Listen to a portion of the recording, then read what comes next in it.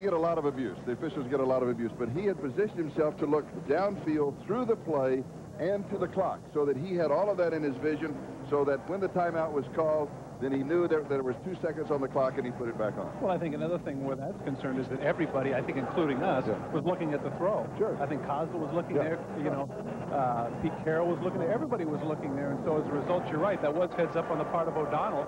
Now, instead of being down by 3, it's a tie game. And here's the kickoff of the second half, and on the return, Eric McMillan of the New York Jets. And the Jets come out winging it. And now a quick look at the Coors Light halftime statistics. Time of possession jumps out at you for one thing. It's not quite 2-1, but was throughout most of the first half for the Steelers. Well, and the other thing, too, of course, is the big issue is turnovers. Turnovers have really decided the way the game has come by this far. And, of course, I think that if the Steelers had had that 117-yard yards rushing at halftime, they'd be feeling pretty good about themselves, but instead of being up, as we mentioned, it's a tight score. 45 yards on the kickoff return by Eric McMillan. The ball at the 47-yard line of the Jets, first down.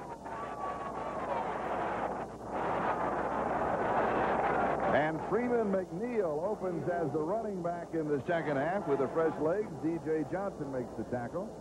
That man, of course, was in the news, but not so much for his football as what he has done for the rest of the Union players. Here's Cole right here. I got him to stand up for something that is right and for the most part have it be in a fair arena.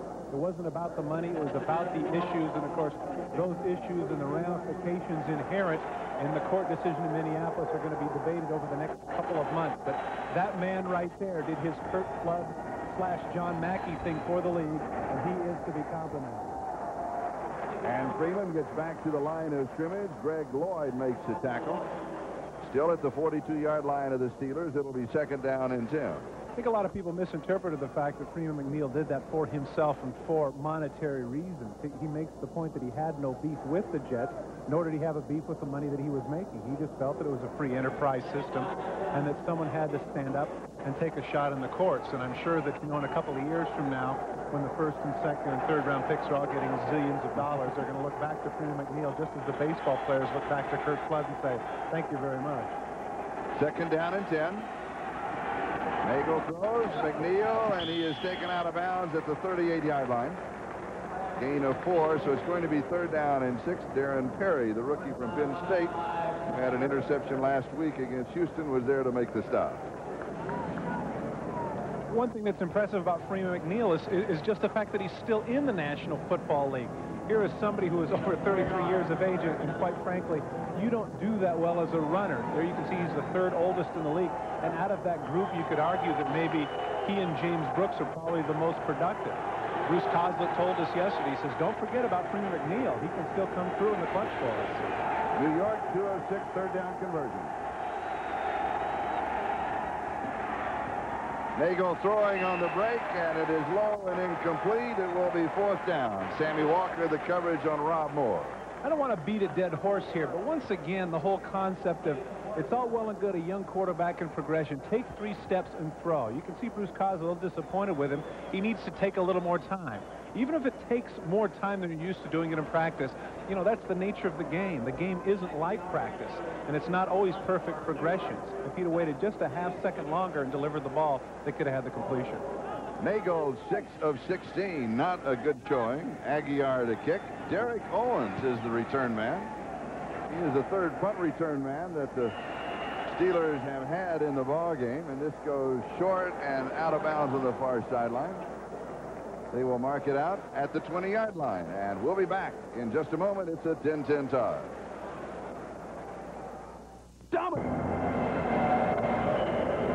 Bill Cowher, the head coach of the Pittsburgh Steelers, and not only is he animated, every time out he's up and down the bench, he's talking to the players. He is really involved. And right now he's got to get involved with his offensive line as they have Justin Strelzik and the rookie Kendall Gammon. Backup players at the 2 offensive tackles, and they rely on the running game. And here's Barry Foster. A flag goes down. They pick up a couple of yards to the 22. We'll see what the flag is about. Kyle Clifton in the ballgame for the Jets makes the tackle. And it'll be holding against the Steelers. Now, this is on videotape after that last punt, and here's what was going on the sideline, talking to everybody. Very involved in every aspect of the game. Charlie, we noticed yesterday during his Saturday practice, not only... Holding, 73 offense, 10 yards, repeat first down. Not only does he have intimate relationships with the players as individuals, but unlike a lot of head coaches who just say, okay, you have special teams, or you have the defensive ends, or you have the linebackers, he's involved in every aspect of the game, and he says that's important to him. He was running the 2-minute drill out, and he had his clock, and he was doing it all. We asked him about it. He says, I'm too young not to coach. I've got to get out there amongst them. And he said, also, I want the players to know that I know every facet of the game, and I know what I want them to understand what I want from them. And I think that's an important part of his communication. Foster, the ball carrier. Kyle Clifton again with the tackle. Very surprising his maturity at this age. I mean, not that 35 is a baby, but certainly by head coaching standards in the National Football League, it's quite young. And he shows an inordinate amount of maturity and level-headedness. You know, I was waiting for him to be overly excited about the fact that we whipped Houston and look at what we're doing, we want to know. But he had things in perspective. He, like the rest of his players said, we take them one game at a time. It was a cliche day yesterday. A cliche theft. It really was. Finally broke down to the last player saying we take it one play at a time. I said, yeah, okay, great. Incomplete.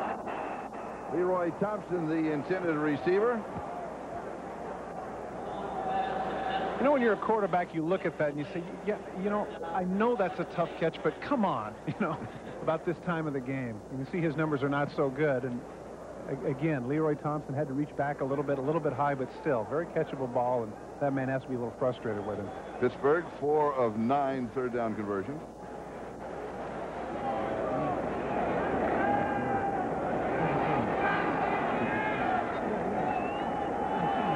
Third down and 17.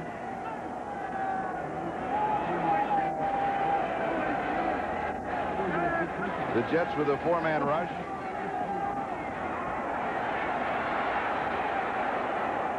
Downfield, and he throws it away. Let's go to New York City for an update. And here's Bob Costas. Bob? Charlie, the Bills get right back in it at Candlestick Park. Off the spread formation, here's Jim Kelly hitting the tight end Pete Metzelaars, who eludes a tackle with a nice move, and 53 yards later, he lunges across, lost the ball after the touchdown had already been recorded, so it counts 24-20 now. Buffalo back within 4, and we're back to Charlie and Todd. And here we are tied 10-10. Rob Carpenter is set as the return man. Jets could have excellent field position. Great kick by Mark Royals, taken at the 39-yard line. Only a couple of yards on the return. Excellent coverage, 49 yards on the kick. And Elnardo Webster made the tackle. Back in a moment. Way to go, Elnardo. Statistic is net punt. And right here you can see Elnardo Webster helps Mark Royals net punt as he's going to come down and make the hit on Rob Carpenter. See the distance that he gets here. He cuts to the left, and there's Webster. That's only about a 2-yard gain, so it's a 47-yard net. Good job by the special teams of the Pittsburgh Steelers.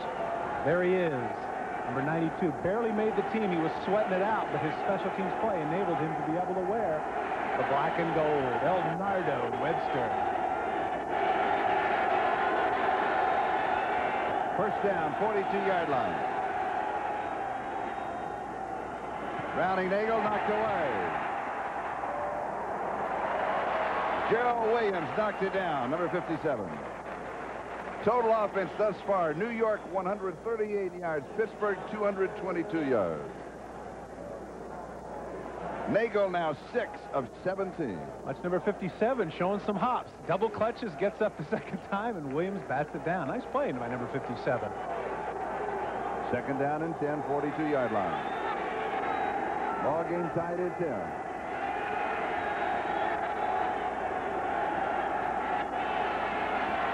Here's the draw. Freeman Mcneil, 50-yard line. 8 yards, third down and 2. DJ Johnson with the tackle. Freeman Mcneil showing that he still has the good feet side to side, or as Preston Pearson used to refer to him as the sweet feet. Has the fullback leading him on the draw. Here comes Brad Baxter knocking out the middle backer. Now watch the cut to the outside. A little disappointed here because he thought he had him juked. But that's a pretty good open field tackle there by DJ Johnson. Oh, he's not happy about it at all as he pounds the polyturf. Thought he should have had more.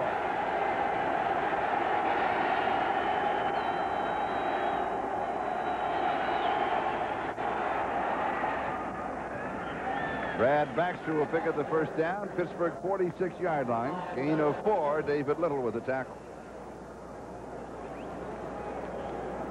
Surprised the Steelers a little bit because usually they go to the tailback in that situation, and Baxter is the lead blocker, but he certainly can run with the ball. Freeman Mcneil with 3 carries and a total of 20 yards. The Jets at the 46-yard line of the Steelers. First down. We're in the third quarter with just over 10 minutes to go.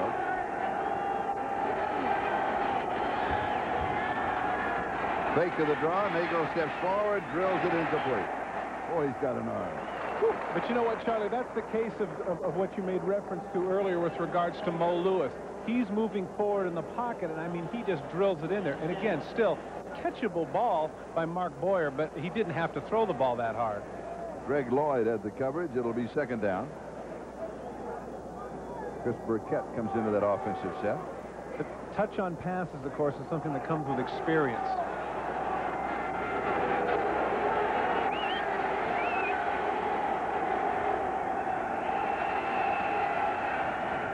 And the Jets take a timeout, and you can mark that up to an inexperienced quarterback. Better to take the timeout than to take a loss, but that can hurt you late in the ball game. We'll be back in a moment. That's a different Will. It's the Wills. The principal. Really focused in on his football thing. I know you are.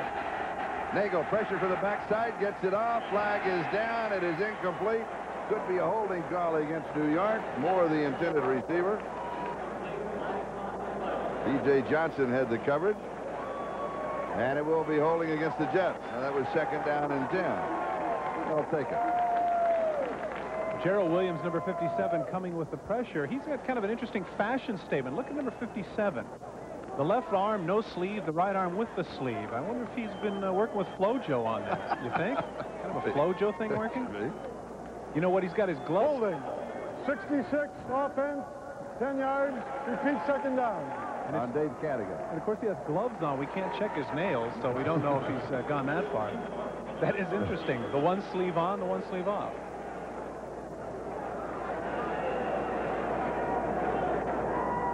Second down and 20. The ball at the Jet 44-yard line. Larry Griffin checks into the secondary for the Steelers. They're in the nickel. The numbers on Browning Nagel, and they are low. He's thrown for red fringe yardage. Just had to say it. I'm sorry. Now he scrambles, and he throws, and it is caught, and it is Al Toon. And he's got the first down. Good scramble, good first down. 26 yards on the play. Darren Perry finally bumping Al Toon out of bounds. Toon, of course, with this ball game, his consecutive game streak now at 94 games with a reception. What? It's a veteran play, though, by Al Toon. He's completely on the other side of the field. Now, watch number 88. He's going to come completely across the field. Watch this. Now he sees his quarterback in trouble. He keeps going. He doesn't just stay in the middle of the field. He runs with him. That's what the veteran receiver does. He finds the open space, cuts up field, and kind of puts the punishment there on the rookie free safety, Darren Perry, saying, get out of my way. The ball at the Steelers' 28-yard line, first down. Fake to Freeman Mcneil, throwing to the end zone, and it is knocked away, no good. Toon, the intended receiver, D.J. Johnson with the coverage. Johnson coming off of that shoulder injury, not playing. Last week, his fascia statement is the visor. And Browning Nagel took a shot from Gerald Williams from the backside. Gerald Williams was not fooled at all by the play-action fakes. Now, watch number 57 right in the middle of your screen. Here he comes. Being blocked by the tight end, pushed out just a little bit, actually getting tackled right there. Nagel takes a shot. You know what this goes back to? We talked about it in the first half, and that's the size of the quarterbacks now. The size of both of these quarterbacks. Linebacker size. Nagel 6'3", 225. He can withstand those kind of hits. Nagel 7 of 20, 105 yards. Nagel throws. It is high. It is incomplete. He let that one get away from him. Carpenter, the intended receiver. And again, Johnson again with the coverage, and again he takes a beating. Again, he's on his back. Carnell Lake coming with a strong safety blitz. Puts the hit on him. Browning Nagel definitely earning his stripes. He may belong, as he said, but he's certainly paying the price for it. This is a real baptism of fire. Number 37 is going to come into your screen. Strong safety, Carnell Lake, right up the middle. Hits him in the back. Just a little bit late, but not enough to draw the flag. What he actually said was, I learned I can play at this level, which is just as important. Houston on the 10-minute tickers, you saw, still leading in their ball game. Well, he's also learning how to take punishment at this level, whether he likes it or not. Big time.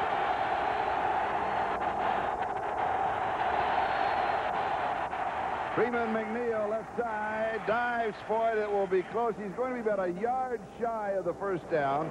It's going to be 4th and 1. Rod Woodson with the tackle. This will be an interesting decision, Charlie, because you have to wonder about Bruce Coslett's faith in 4th and 2. Jason Starofsky, and you can see there's a little hesitation right now on the sidelines. The Coslett calls for the field goal. You like this call? Well, you know what? I don't like the mark. It appeared to me that he bounced past the 20-yard line. I thought it was going to be like 4th and a half yards. I thought he was down at the 19. They marked it at the 20. So it's 4th down and 2. This is a difficult decision for Coslett in a lot of ways, not just simply from the obvious, but in terms of Starofsky's confidence. If he goes for it, then Starofsky's confidence is out the window. 37 yards, it's blocked. Steelers have the ball.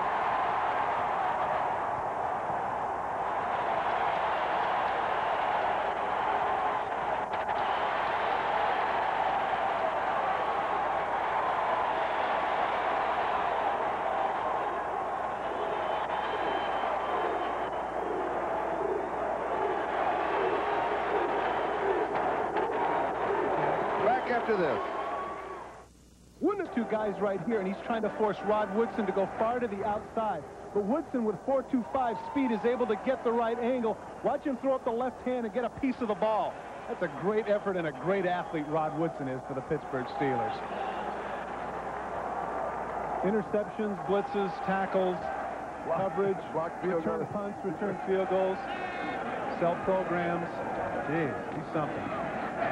Here's Foster. I think a lot of people forget, too, that Rod Woodson was an NCAA champion high hurdler at Purdue and had Olympic aspirations. Recently, a nice article in Sports Illustrated about he and his family. Also, without a lot of training, he went to the European circuit and had the 4th best time in the world a few years ago. You know, I was impressed when he came in with shorts. You know, I figured as a cornerback, what a specimen he was physically. I can't believe the physique on this guy. He must have 1.5% body fat. What an athlete, Rod Woodson. 2nd down and 9. O'Donnell's pass far side is complete to Jeff Graham.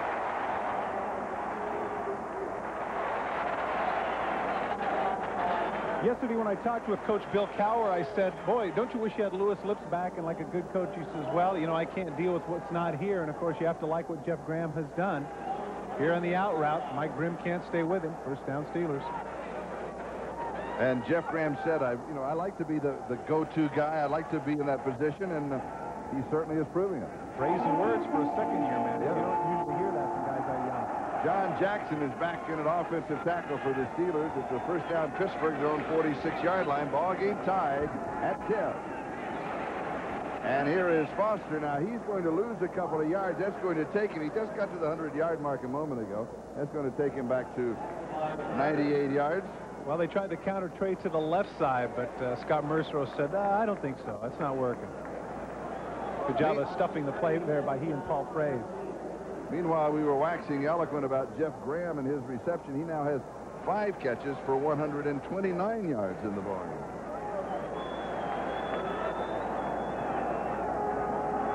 Just so it's not Red Grange numbers again. Where did that come from?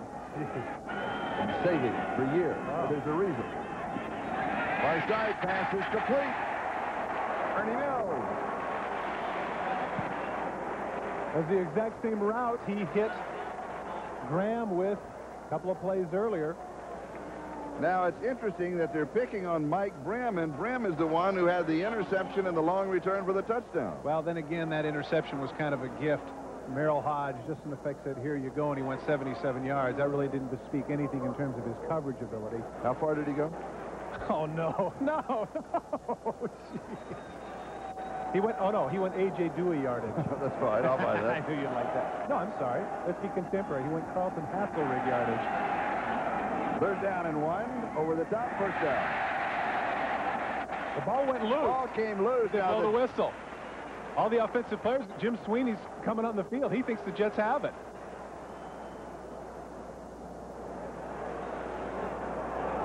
They do. They do. The ball comes loose. Hodge coming over the top. Pete Carroll needs to get a little more involved in the game, don't you think? Needs to show a little more emotion. I don't think his players respond so well to that. He said sarcastically. Take a look how he jumps far too early. Take a look here. He's about 3 yards in the backfield. Now where's the ball? Right there he's down, and you can't see where the ball comes out. Let's see if we can give you another angle. Coming straight at you, here's Foster. When does the ball come out? Is the ball out? Yes, it is. Yeah. Ball's out. Good call by the official. Kyle Clifton all over it. Crowd boos a little bit, but it was a good call. And the Jets on the turnover have the ball at their own 43-yard line, first down.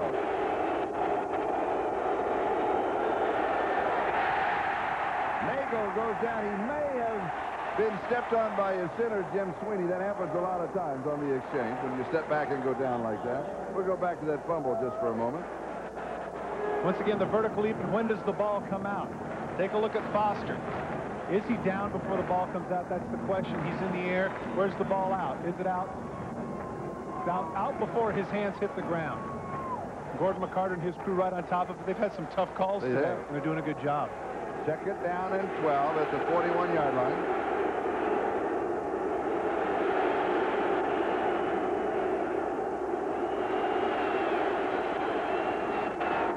Nagel throws. It is incomplete. Moore, the intended receiver. Woodson was there for the defense. It'll be third down and 12. Woodson might have gotten there just a little bit too early.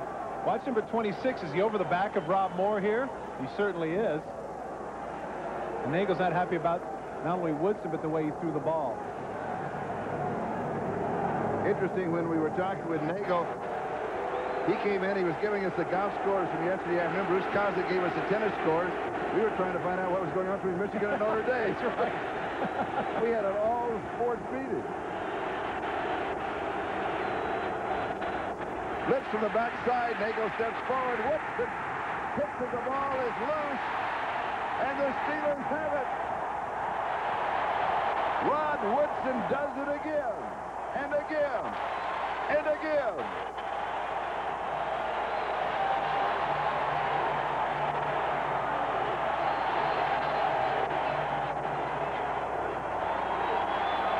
Well, we were talking about Blossom and Fresh Prince in prime time.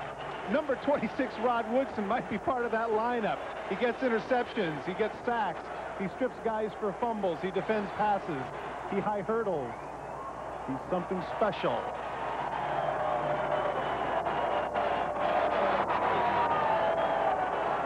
There's a player, ladies and gentlemen. Woodson caused it. Gerald Williams recovered it for the Steelers. Pittsburgh at the Jets 37. First down. A little over 5 to go. We're still in the third quarter. We're still tied at 10. Little swing to the near side is to Foster. He slips a tackle, picks up maybe 3. Mo Lewis was the first man to get to him. It'll be second down. Buffalo now up by a field goal in the game out in San Francisco, 27-24 over the 49ers. Houston with a 2-touchdown lead over the Colts.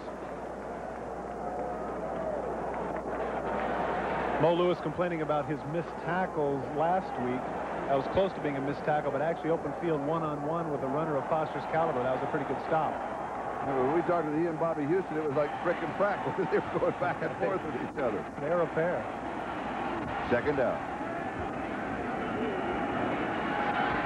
O'Donnell wants to go deep into coverage, and it's incomplete. Jeff Graham, the intended receiver, there was deep coverage on the inside. James Hasty was there. Well, again, O'Donnell had plenty of time to throw. He just picked out the wrong receiver. He had Dwight Stone down the middle of the field, but he threw into the coverage. Unfortunately for him, threw it too long. Give the Jets credit in the secondary. They did a good job. I thought he made a nice statement to us yesterday when we asked him about the ball club, and Neil said, we're not good enough just to show up and win. We have to work at it. Well, I think that, you know, during this week in the papers, they were concerned with the Pittsburgh Steelers and overconfidence. I think that certainly you'd have to say that a win in the Astrodome is something to be proud of, but more than likely you look at the schedule and that's an aberration. I think he acknowledges the fact that, you know, you're absolutely right. They have to play great to win. Good defensive play. Stone, the intended receiver, and Marcus Turner was there. Good anticipation on the part of Turner. I know he's disappointed he didn't come up with the ball.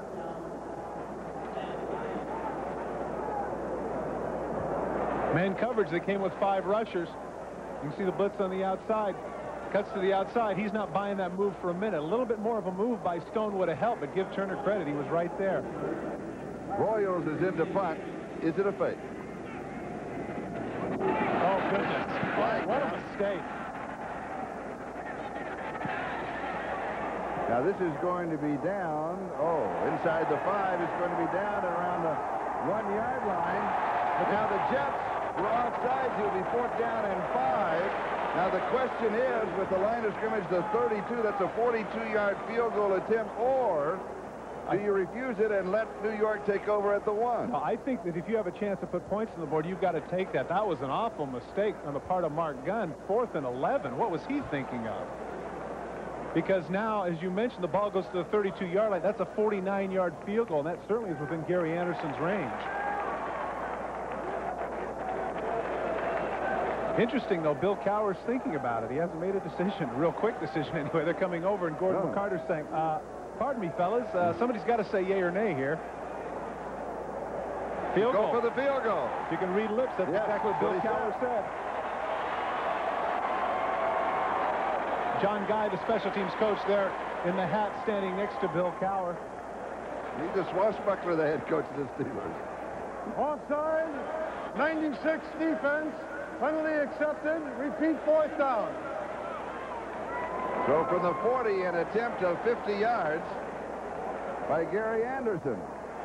And you mentioned that his kickoffs last week were going exceptionally long, and when you talked to his wife, Carol, she said they've been running 5K races together. Maybe that's been the added strength in his legs. And I was watching him in warm-ups, Charlie. He hit a couple from 54 yards, so this is certainly within his range, and there's no wind to speak of. High snap, it is down, it is up, it is no good. So Gary Anderson misses from 50, and we're still tied at 10.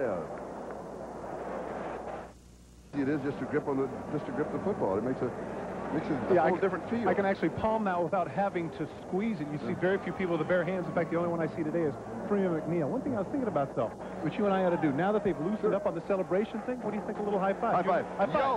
Yo. Oh, wait. Okay. All right. Man, those really do work.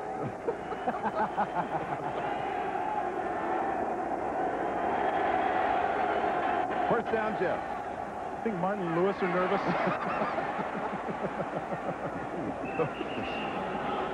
I think NBC management is nervous. Now, see, just as we say that, Blair Thomas with a big run, and he doesn't have the gloves on. And why does he not have gloves on? Well, obviously, he has a better feel for the ball, and look at the hole right there.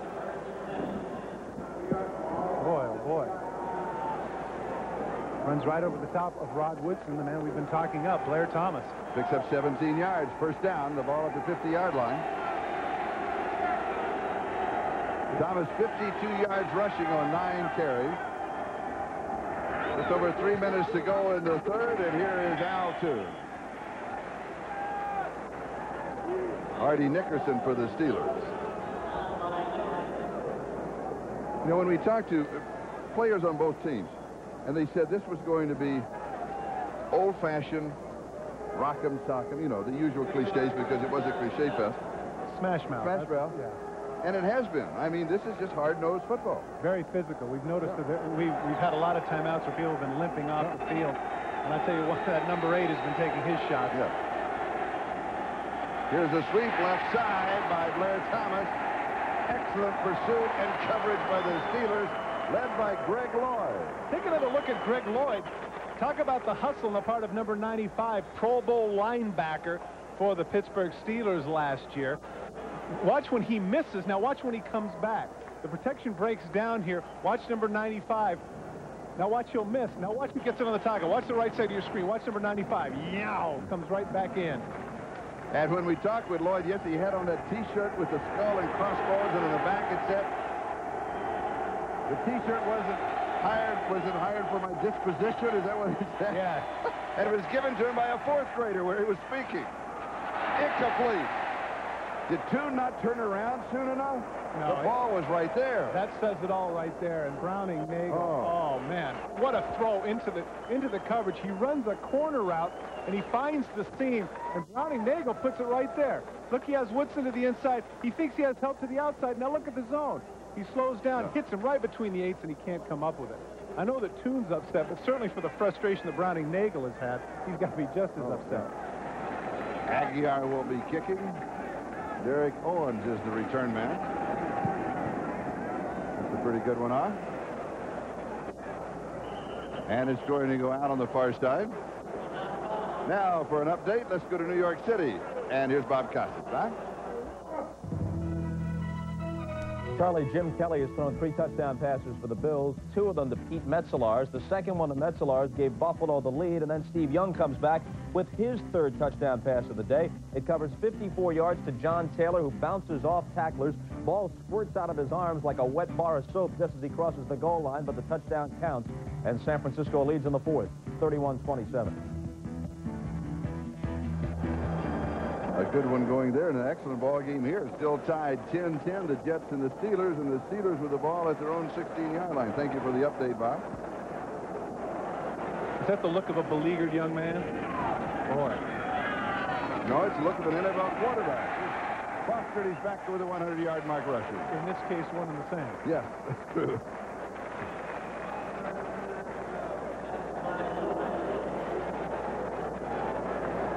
Mo Lewis, number 57, playing inside. He's playing up in what they call the over defense. In on the tackle, but again, that's all well and good to get tackles, but they don't want him 10 yards downfield. We mentioned earlier that he had that poor game last week against Atlanta. He called it a nightmare when he told it. Well, he's from Atlanta. Yes, he wanted to come back and prove it. That's right. Maybe he tried too hard. That can happen. Exactly. Merrill Hodge, the ball carrier. Kind of like Red Grange numbers. I'm not going to let you forget that trying too hard. You came back and used it yourself. Well, I didn't use it. I didn't. You almost did. You'd set a precedent. What could I do? What, are you a sheep you just follow? I can't believe that. Well, I respect. Here's the numbers on, no, you don't. Here's the numbers on Barry Foster. 22 carries, he has rushed for 108 yards. Keep in mind the fact, though, that 90 of that came in the first half. The Jets have pretty much shut him down here in the 3rd quarter. First down at the 27-yard line. Play action fake. Pressure for the Jets. Good scramble, good throw off. Just off. Adrian Cooper, the tight end, the intended receiver. Good scramble by O'Donnell. When we talked about the quarterbacks on both sides, you mentioned, Charlie, of course, in the on-camera about the size of these gentlemen, 6'3", 225, 230. And we asked both coaches if these guys were mobile, and both responded by saying mobile enough. That ball just a little bit too far for Adrian Cooper. But you're right, O'Donnell did a good job there in the backfield evading the tacklers. A lot of times, you know, when they time quarterbacks coming out of college, they assume that the 40 time has a lot to do with it, but really I think it's that side-to-side ability, the ability to move and to escape. You know, the word now, the catchphrase in the NFL is escapability is what they call it. Not very good numbers, 9 of 19, 155 yards, 2 interceptions. Rolls right, throws, and it is caught far side. It is Jeff Graham. And what an afternoon Jeff Graham is having. Well, Jeff Graham is happy with the catch. He gets the first down. Isn't that wonderful? But Neil O'Donnell, boy, does he pay a price for this. Good comeback route by Graham. Gives him the idea that he's going up. Fakes up. Now watch, he's going to come right back. Out and up and back. Nice route. And that is his 6th reception for 144 yards. Take a look at the shot that he's going to take from Bill Pickell, a former Raider. Look at this. He's got about a 7-yard run. Now watch when he plants. Watch 71 hit him. Bang! And once again, we're at the end of the 3rd quarter. We're tied at 10. Back after these messages from your local station. We talked about the linebacker size of the quarterbacks, and you have to be that size, 6'3", 225, 230. The reason is you take such a beating. Both of these quarterbacks have been beat up today, and their numbers certainly show it. Nagel, 8 of 24, O'Donnell, 10 of 20. And I dare say that the shot that O'Donnell just took from Piquel, had that been a quarterback about 6'1", 180 pounds or something like that, he's out of the game. He's out of the game. That's right. Barry Foster, the ball carrier. 3 yards to the 46. It'll be 2nd down and 7.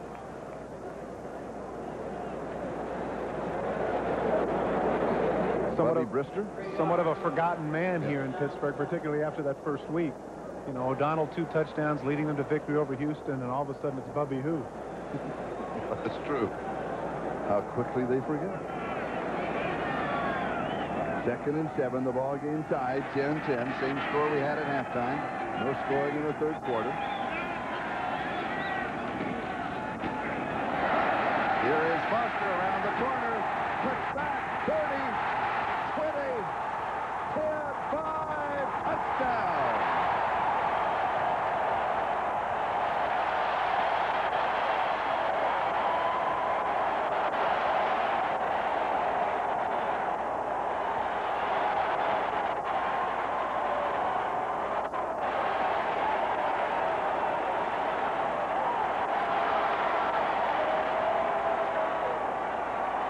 Complaint of Pete Carroll, the defensive coordinator, last week against the Falcons was the number of missed tackles they had.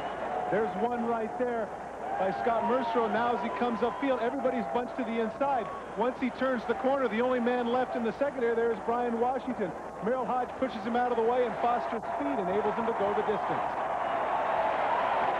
54 yards for Foster. His total 165 yards. Back in a moment.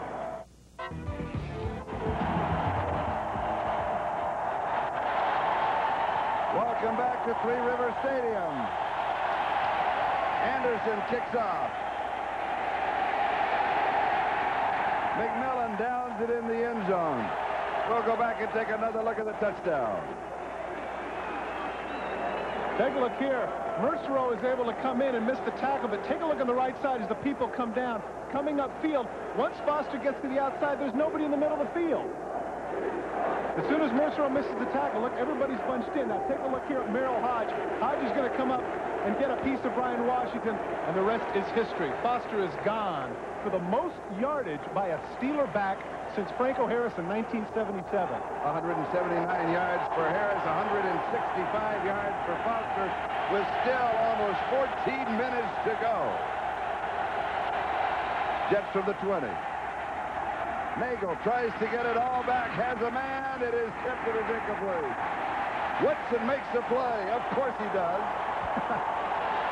Rob Moore, the intended receiver.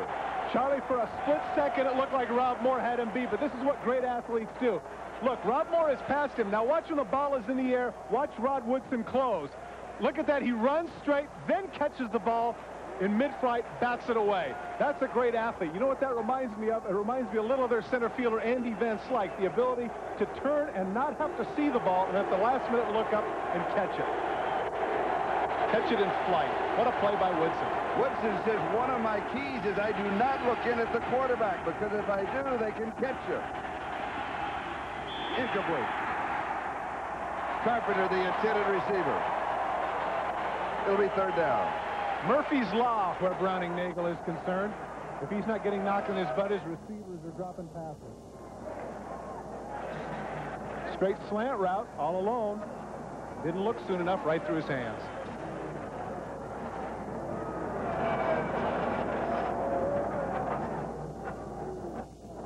It's one thing, as we've talked throughout the broadcast, Charlie, to have the pressure of being young and your second big league start, et cetera, but you got to get some help. There's Ken O'Brien, now the backup quarterback talking to Bruce Cochran. Is 3rd down and 10. Nagel throws, passes complete far side. It's going to be a yard shy of the 1st down. It is Moore, stopped by Cornell Lay. You can see the reaction of Rob Moore, a little disappointed that he didn't take his route just a little bit deeper. But unlike a lot of people who are critical of saying you're supposed to take a 10-yard route, his idea here is the number of steps. They figure that Rob Moore is a good enough athlete to get the 1st down in his zone, but you got to give credit to both Nick and Johnson. They pushed him out short. And Rod Woodson will be the return man for the Steelers. Aguiar kicking. He's all Woodson's all world today. He's a PR director. He's an assistant coach. takes it at the 27. And he returned to about the 33-yard line. 44 yards on the kick. We'll be back in just a moment. Steelers lead by 7. That we are in Steeler country. Bill Cowher, the head coach of the Steelers, wanted the crowd to warm the vocal cords for the extra 3 hours with a 4 o'clock start, and boy, have they been involved. Here is Barry Foster. Ball's down. And the Jets have it. Foster, who has scored 2 touchdowns and was the hero a moment ago. He's also fumbled twice. Look at him pound the ground. It's amazing how quick you can go from hero to GOAT. Interestingly enough, of the 165 yards have all been behind his blockers. Now watch as he goes to left. He cuts back against the grain. He sees a hole. He cuts back. Coming off the block right there is Paul Fraze. His helmet hits the ball. Laying there, he doesn't know that it's there. And at the last minute, O'Donnell sprints in, but Mo Lewis is there first. Big turnover for the Jets. So Mo Lewis has the recovery.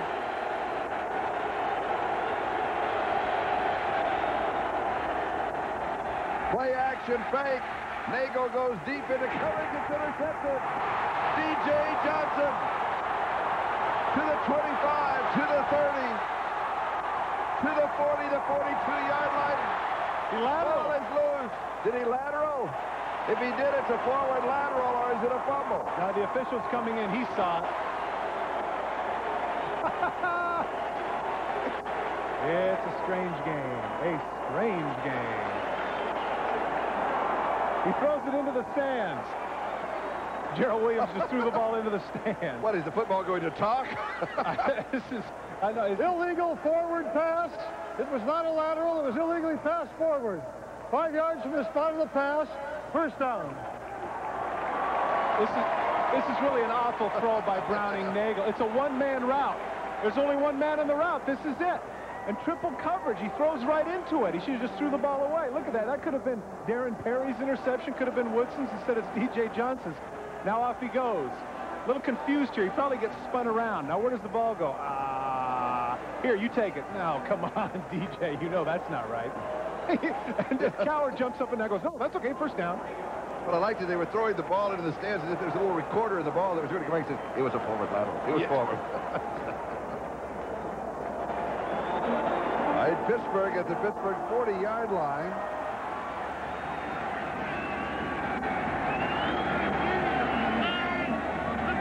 First down. And Foster carries, holds on to the ball. He'll pick up 8, maybe 9. Mo Lewis with a tackle. Let me tell you why that's a good play. Never mind the fact that they got 8 yards. Never mind the fact that they've done very well with the counter trade today. Bill Cowher is saying to his man Foster, you're our guy. I know you just coughed it up last time, but here's the ball again. Show me what you can do. And that's exactly what he did. Busted through for 8 yards. You got Foster feeling good about himself. Good psychological move by Cowher. Guy's pushing all the right buttons, isn't he? He really is. 12 and a half minutes to go. Steelers lead it 17-10. And they have it second down and 2.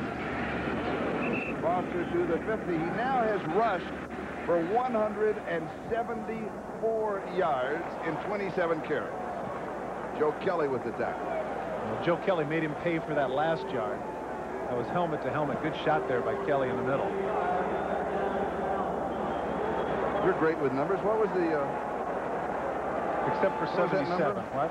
1977, 179 yards, Franco Harris. That's right. He's got 12 minutes running. My guess is he'll break it. I'll go way out on a limb on that one. Once again, you're out on the limb. Third down and short, and Hodge is pushed away. Let's see where they spot the ball. Mark Gunn was waiting for him. All he had to do is get past the line. It'll be an interesting spot. Did they give him the line? Castlerig's saying yes. In a way, I'm not rooting one way or another, obviously, but I'd like to see fourth down just to see what Cowher would do. After last week, some of the things he did with the fake punt, they were down on the 30-yard line, had 4th and 3, and they went for it.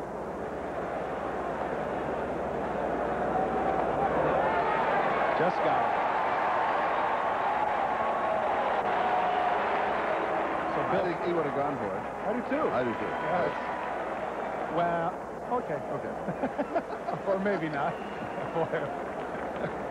We'll ask him next week in San Diego. Yeah, okay.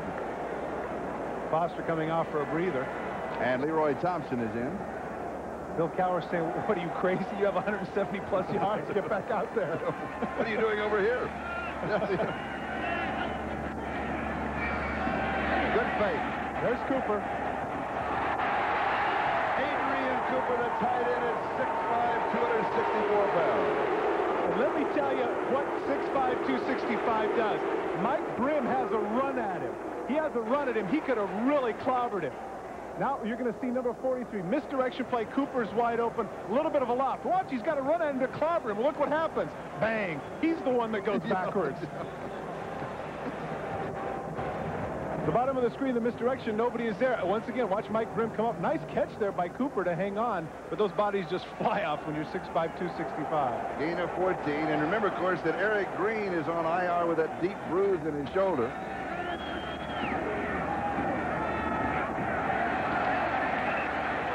Foster back in, and he carries.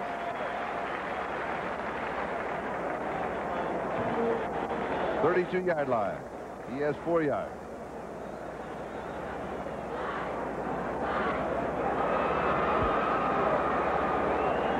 Pete Carroll said that they wanted to stop the run, make the quarterback beat him. It's hard to stop the run of the Steelers today.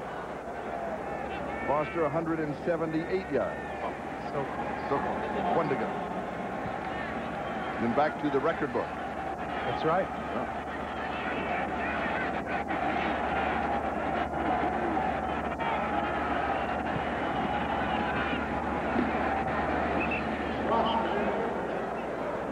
He's got a yard. He ran that time like he was a little tired. And he has a total of 179 yards. I don't have the book in front of me, but I think Frenchie Fuqua has the record for the most yards in the game. It's 200-something. I think he deserves a rest. What do you mean? He had a rest 3 plays ago. Yeah, we noticed when he was looking up, I don't think he was looking at a replay. I think he was looking at the clock. Did you believe there's still 9 minutes to go in this ball game? And he's got the number. Oh, here's the number thing for you. Here's the number of carries on his shirt. How's that? He's got 29 carries. Here's the draw. Do they want it to be a flea flicker? No, as Hodge is going to spin to the right. It'll be about a yard shy of the first down. It's actually a pretty decent run by Merrill Hodge. Nothing in the middle of the field. He 360, came back to the outside. Looked for a minute there like he might pitch back to the quarterback. Now you're leading by 7. It's going to be 4th and a yard. Do you go for it? I think in this situation you do. Because a 45, 46-yard field goal is about a what? 40, 50% proposition. 4th and 1 is close to 70 or 80. If you're going to play by the numbers, you do. But that man, as we've discovered, seems to never play by the numbers. He has his own book. And Barry Foster is there.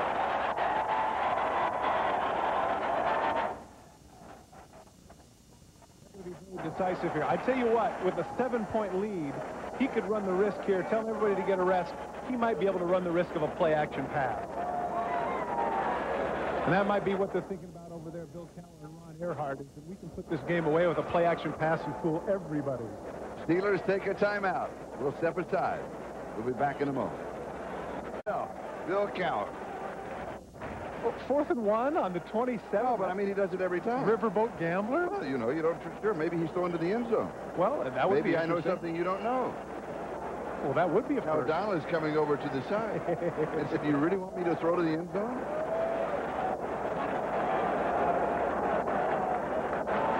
A lot of time remaining.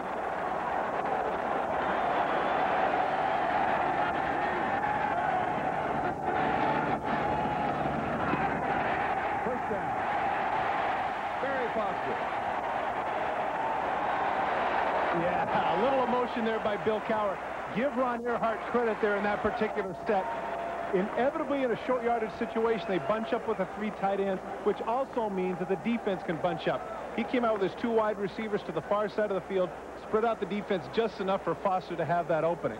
And now Foster is getting in on some interesting territory. With that carry now, he's about 186 yards. Richie Fuqua, 218 yards in 1970. That's the Steeler record. And here is Foster, and he's going to add a couple of more to his total. Don't forget that next Sunday, NBC Sports presents more exciting NFL football action beginning at 12:30 Eastern Time with Emmy Award-winning NFL Live. Then some of you to see the Steelers collide with the Chargers. Others will see the Browns battle the Raiders or regional action, so check your local listing. Wasn't Frenchie Fuqua the guy that had the matching outfits and the goldfish in his goldfish shoes? in the shoes and the heels and the water and the thing? Isn't this beautiful? Our friends next door just sent us chicken and sandwiches. I love it. Thank you. All right. Now Foster just comes to the sideline again. That was only 2 carries. This is the 10th play of the drive. And Leroy Thompson is brought down. Now for an update, let's go to New York City and Bob Costas. Charlie, what a game at Candlestick Park. Here's Thurman Thomas going 11 yards for the go-ahead touchdown now for Buffalo. They reclaim the lead, 34-31. 3 minutes and 4 seconds on the clock in San Francisco, so still plenty of time for Steve Young and the Niners to do something of their own. Back to Pittsburgh. And Bob, still plenty of time here with 6 minutes now left to go in the fourth quarter. And the Steelers leading by 7, 17-10. And the ball at the 18-yard line of the Jets. And again, Pittsburgh wants to take a timeout. They're going to talk over the possibilities. Are you surprised with this timeout?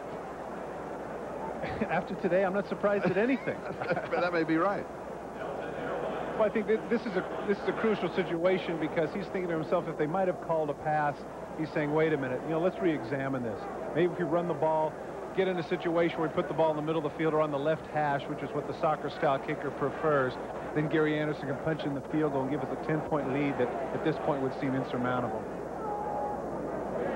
Here's a program note. Next Saturday on NBC Sports World, witness what has been called the world's most dangerous triathlon, the grueling escape from Alcatraz. Plus, top dragsters burn up the track at the NHRA U.S. Nationals next Saturday at 4 o'clock Eastern Time on NBC. And be sure to stay with NBC tonight for the all-new episodes of Secret Service and Eyewitness Video. That's tonight here on NBC. And don't go away from this one either. This may be Eyewitness Video of a bizarre ending to a football game because we had a little bit of everything happen. 3rd down and 7 at the 18-yard line. O'Donnell into the end zone. It is incomplete. Leroy Thompson, the intended receiver. I was going to say, Charlie, earlier Joe Kelly made the tackle on Leroy Thompson from behind, and here he has him man for man down the field. Supposedly that's a mismatch with a middle backer, but Joe Kelly's right with him. Good coverage there by Kelly on Thompson in the end zone. Gary Anderson, who is hit from 28, he missed from 50. This is from 35 yards. And he's got it. And the Steelers go up by 10 over the Jets.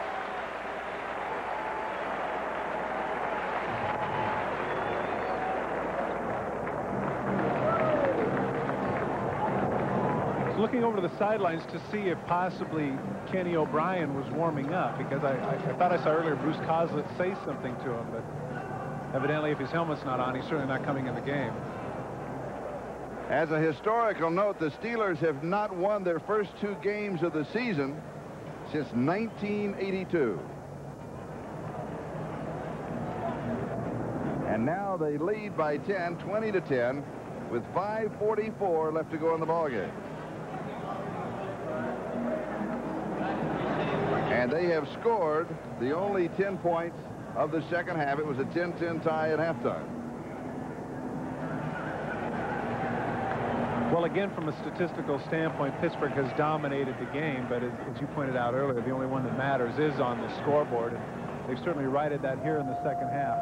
Defensively, everything that the Jets have tried, Pittsburgh's been able to shut down. And time of possession, Pittsburgh has had the ball 15 minutes more than the Jets. The Jets 1942, Pittsburgh 34-25. And here is McMillan on the return. Eric's to the 20 and hit at the 22 and wrapped up at that point.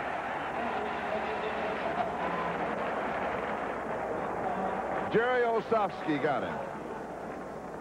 And also there, number 92, Elnardo Webster, the rookie from Rutgers. Well, number 92 is the first guy down there. He's the one that creates the havoc.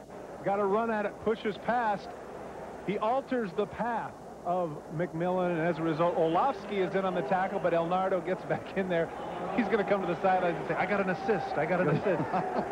Elnardo Webster. Jets from their own 23-yard line. Buffalo continues to lead the 49ers in the fourth quarter. Denver in front of San Diego. Chargers with their new quarterback, Stan Humphrey, starting that ball game. Nagel steps away. It is tipped. It is incomplete. It'll be 2nd and 10. Oh, and he is hurting. A lot of the quarterbacks. Did he hit a helmet? I was just going to say, that's what's happened with a lot of the quarterbacks. Maybe we'll get a chance to see it here on the replay. Watch where his right wrist goes. Does it end up on the helmet? Yes. Bang, it sure does. Yeah, yeah. And then not only that, it gets stuck a little bit. You can see the finger get stuck a little bit in the face mask of Gerald Williams.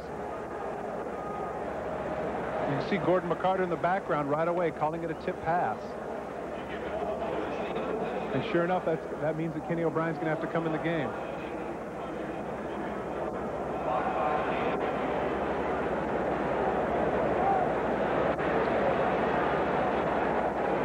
He doesn't seem to be in too much pain, but if he can't grip the ball, it'll be kind of tough to throw. 9 of 29, 117 yards, an interception, no touchdowns. Watch the right hand. Watch at the end as the hand comes back. You can see initially it's going to hit. Now watch the fingers right there in the face mask. See the finger get stuck a little bit right there at the end? Yikes. Yeah. Gets pulled back. You can see right there. Ouch. Look at his reaction. Look at his mouth wide open. Good shot there by Dick Klein, our director. 2nd and 10 of the 23. Ken O'Brien now to throw. He goes deep. And it's intercepted.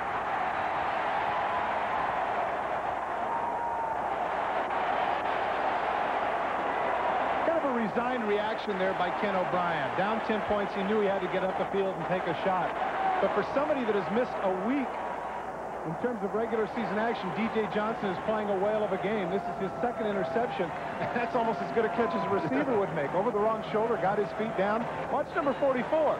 Over the right shoulder, through the visor. Catch, 1, 2, 3. Got him down. Nice interception there by D.J. Johnson, having himself a whale of a game. And the Steelers take over at their own 35-yard line. 5:19 remaining. Pittsburgh leading 20-10. And the first time that D.J. Johnson has had 2 interceptions in one ball game that Todd was talking about. We saw Browning Nagel walking off the field. I would anticipate that's the end of his day as they'll go and x-ray his hand.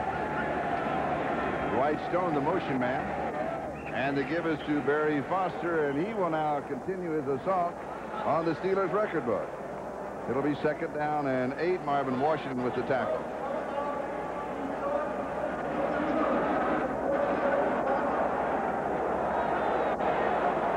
Pittsburgh leading here by 10 points. Next week they are at San Diego. The following week at Green Bay. And then they have an open date. The open date was one of the reasons they put Eric Green on injured reserve, to give him that extra week. But conceivably, if this game holds up, you would figure that even though those are road games in San Diego and Green Bay, certainly there's an outside possibility that they could be 4-0 heading into the break. And who certainly at the beginning of the season would have prognosticated that? I don't think anybody. Neil O'Donnell, 11 of 22 for 185 yards. Barry Foster, now a rushing total of 189 yards and those 2 touchdowns. Of course, he also has coughed the ball up a couple of times. And the Steelers working on the clock. We expect to see Foster over the 200 mark.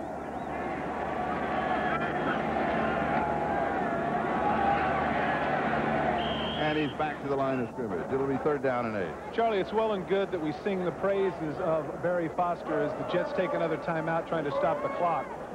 And we'll continue that story when we get back right after here with Pittsburgh up. by 10.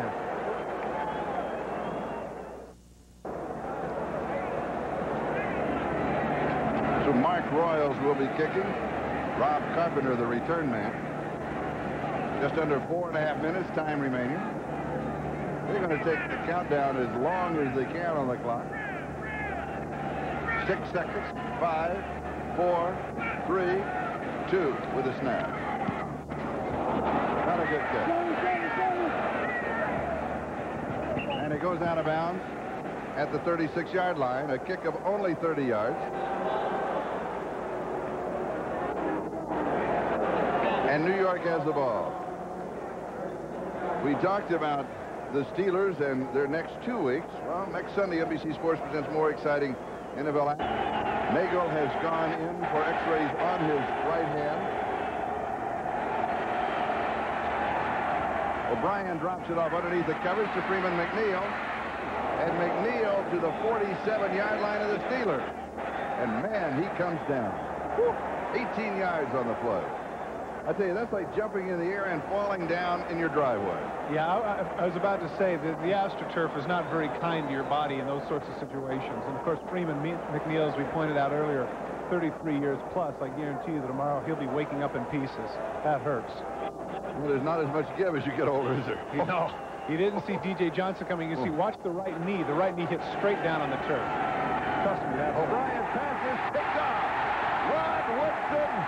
Oh, it's Larry Griffin. No, it's Larry Griffin. Griffin. 2 weeks.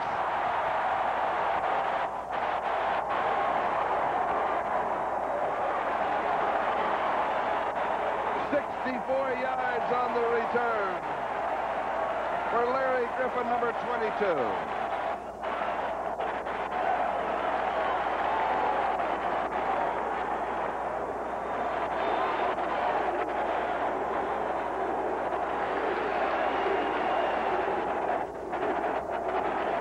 Well, in fairness to Ken O'Brien, he came off the bench cold, but that, needless to say, is one he wishes he had back.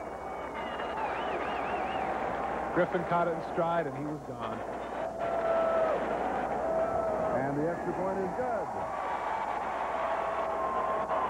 And the Steelers have put this one away, 27-10 with 3:40 left. And we'll go back to the interception by Larry Griffin. A little bit of a corner route. Larry Griffin in there amongst them, steps right in front of Al Toon, and there's nobody there, so it's over. In fact, Greg Lloyd actually got in his way. Otherwise, it would have been, he'd have got there sooner.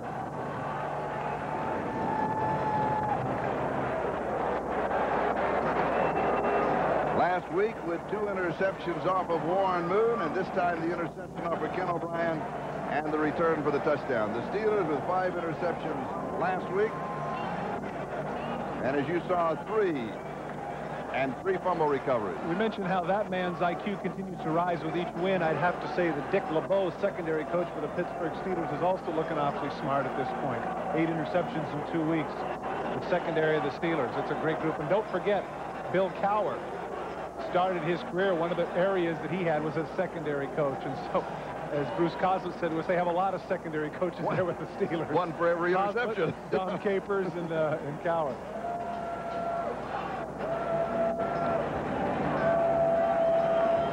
Right in the middle of your screen there, next to the man with the hat, Dom Capers, former defensive coordinator for the New Orleans Saints. Is that Poge Fazio kind of peeking around when I see it? That was Dick Hope. Is that Dick? Anderson kicks on. And here is McMillan on the return. Flag is down. McMillan breaks a couple of tackles. And he returns to the 27-yard line, but there is a marker back at the 15. Solomon Wilcox with the tackle. It was our man Elnardo Webster that got clipped there. They're going to bring that one back. Got pushed in the back.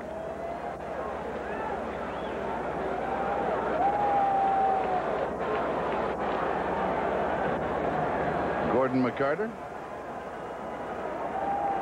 Let's go to New York City for an update, and here's Bob Costas. Bob? For all intents and purposes, here's how it ended in San Francisco. Mike Cofer attempting a 47-yard field goal that could have tied it. It has the distance. It's wide to the right. and Buffalo runs out the clock after that. Less than a minute remained when he attempted the field goal. Buffalo wins it 34-31 at Candlestick Park. You know, that's a big boost not only for Buffalo, but that's a big boost for the teams in the AFC that have been taking a beating from the teams in the NFC recently. Well, I think you're absolutely right where Buffalo's concerned because, you know, you figure the last 2 years, the cream of the crop there in the NFC, both the Giants and the Redskins, they feel like, you know, maybe they're an inferior product, but you're doing something when you go into Candlestick Park and defeating the 49ers. Baxter carries. Lake makes the tackle. The Jets with no timeouts remaining. And the ball now on their own 15-yard line and trailing 27-10. The Jets with their home opener against those 49ers that lost today. Next week. And Pittsburgh on the road the next 2 weeks at San Diego and then at Green Bay. Baxter carries.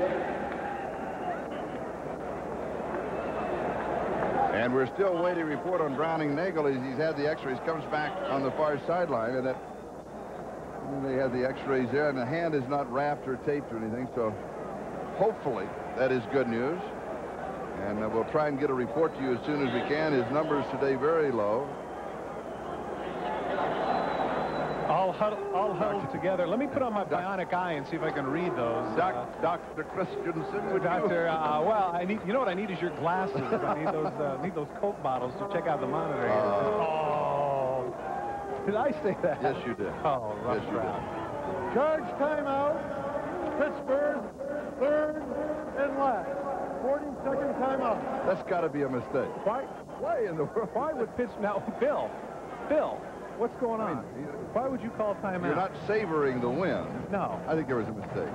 No, there's no mistake. No. I mean, they had to come over and do something. They must have the wrong people on the field, but still, why the heck would you want to call timeout? It's first down and 10 at the 26-yard line. 2:08 remaining. Don't look at me. I'm not sure.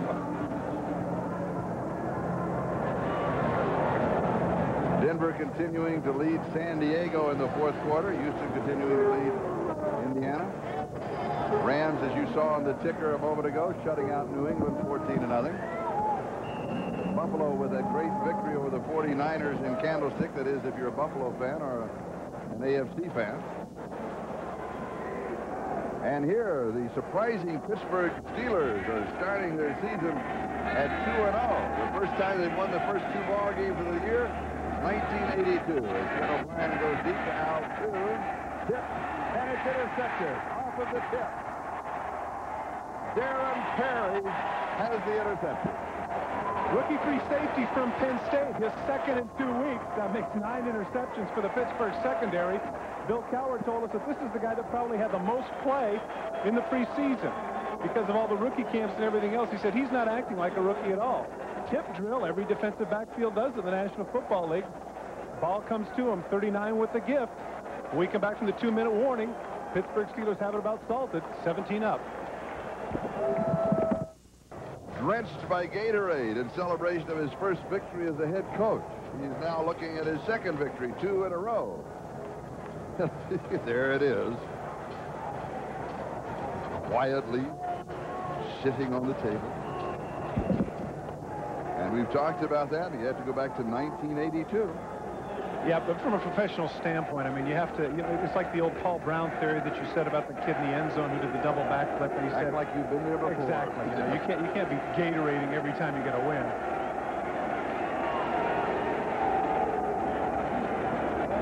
The Steelers now with flags flying. That stops the clock. They just want to run out the clock. Tim Fogarty. Encroachment. George Jordan, DJ 94 Wilson, and Mike. How do you defense, pronounce 5 your last yards, still first down. name? McGinley. Good writing.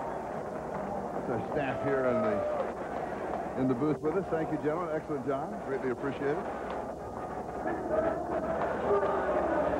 Spelling was never my strength.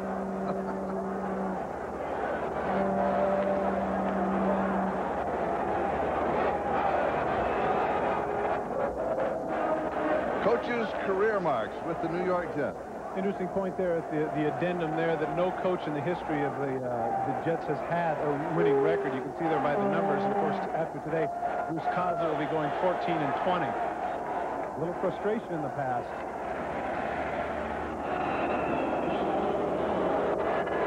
There is some good news for the New York Jets. The X-ray on the hand of Browning-Nagel is negative. It is all right. And he told us that yesterday when we talked to him that he could hardly wait for the home opener to get back to the Meadowlands for the first time and have the crowd completely on the New York Jets side. So he is looking forward to that game next Sunday against the San Francisco 49ers. Yeah, but in a way I wish he hadn't said that, because that, that showed his trepidation with regards to the road. And as you and I both know, that to win in the National Football League, you have to be successful away from home at least half the time.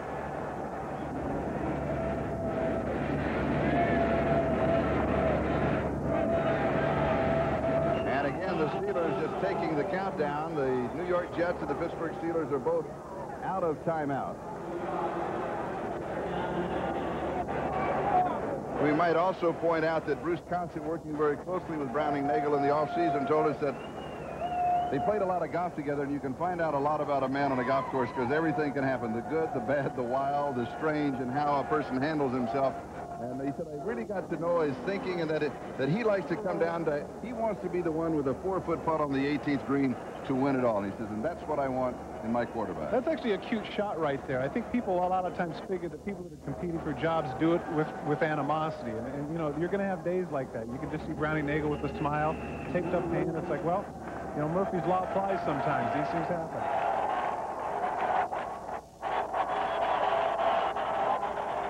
The handshake.